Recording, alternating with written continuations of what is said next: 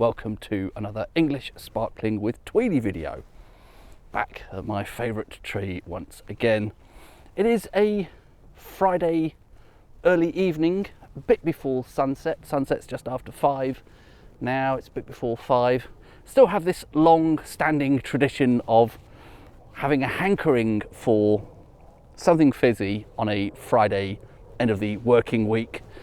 Stems from when I used to have a proper job, as I've probably said several times before. My cellar isn't very well stocked at the moment, however, so I am opting for a bottle just from a shop not far from where I live that I know is going to be good, that I think I actually have covered before. This is Rathfinny's Rosé. I didn't necessarily set out to get the rosé. This is just the only thing that they had in stock this particular occasion. This shop seems to regularly stock Rathfinny though. They don't do a lot of English wine generally, but just this one thing, which is great.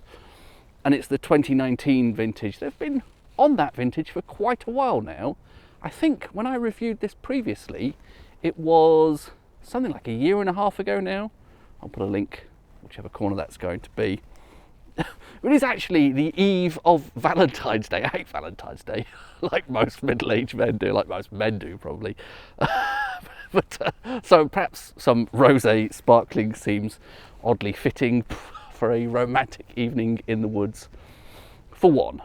I say I've tried this before. I've definitely had a 2019 vintage Rathfinny Rosé before, but looking at the disgorgement date, it's 24th of July 2024. I think the previous time I did a tasting video for this, it was all the way back in August 2024. So I think that probably would have been an earlier disgorgement, which, does that possibly mean that this one has had longer on the lees than that, or perhaps they've kept it in steel or something? But I don't think this will be exactly the same wine. I'm sure we will see differences. If nothing else, this has had, one way or another, another year and a half of bottle aging, either on the lees or off the lees.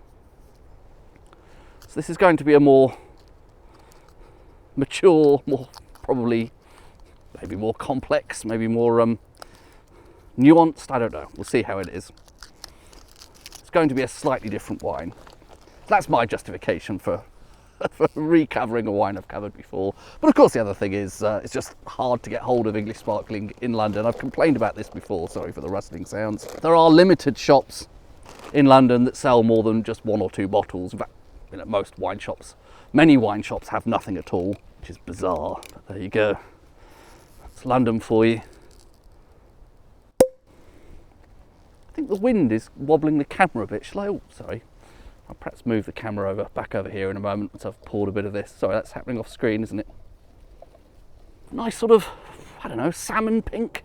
A little bit of an orangey twinge to that. I don't know if that's just the background sort of leaf colour and stuff reflecting. Would it reflect? I don't know. It's a gloomy, dingy day as well. So, as I often say over on the Burgundy channel, not particularly great conditions for assessing the colour of wine.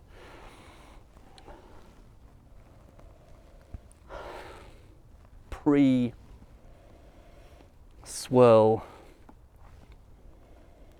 I would say I get a bit of a mixture there of berry fruit and possibly even something slightly orangey, like marmalade-y or something. That's interesting.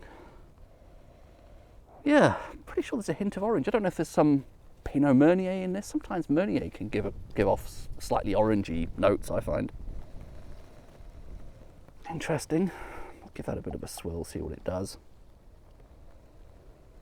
Now I'm getting, I think these are partly autolytic hints now, but I'm getting things like syllabub. Not gooseberry, raspberry syllabub, raspberry mousse, that sort of thing.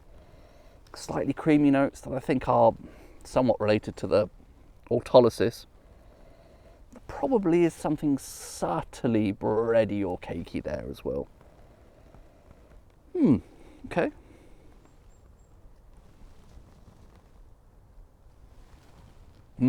What a wonderful regal zing. Very, very dignified. So dignified. It's aristocratic. Lovely. And it's not over the top.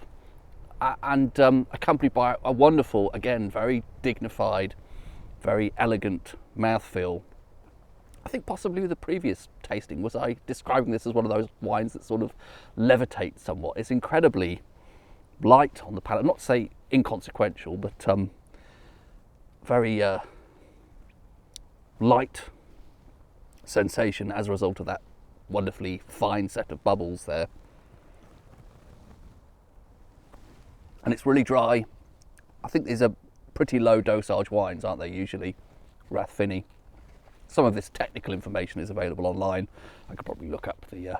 does anyone care about that? Has anyone watching any of these videos ever said, when I write 4 grams a litre or whatever it is on screen there? I doubt it somehow.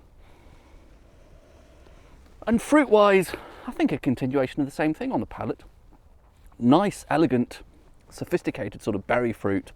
Probably thinking about things like strawberries, raspberries, perhaps more raspberries, rawberries, what am I saying there? Raspberry, strawberries, a little bit of wild strawberry. And again, I feel I am detecting something slightly orangey there as well, which is really interesting. Lovely, mouth-watering, long finish. Lovely bit of zing there. Yeah, very nice again. I don't recall if this is exactly how it was a year and a half ago. I don't recall that orangey side order of marmalade there. Possibly that's something that's developed in the interim, or is expressing in this bottle that perhaps wouldn't have in the other, because they do have different disgorgement dates. They're not identical wines. Very nice stuff.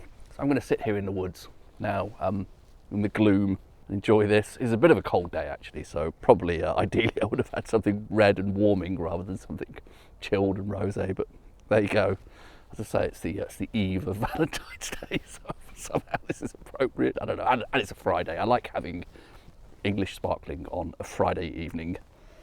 Round out the week, as I think Alan Partridge said, although wasn't he talking about sausages maybe? Sausages to round out the week. That sounds like an Alan Partridge sort of phrase, doesn't it? I might stop babbling there. I've covered this wine before anyway. Cheers.